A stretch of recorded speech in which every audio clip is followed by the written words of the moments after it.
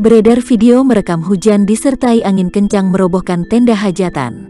Peristiwa ini diunggah melalui akun Instagram @infobekasi pada Sabtu, tanggal 11 Desember tahun 2021.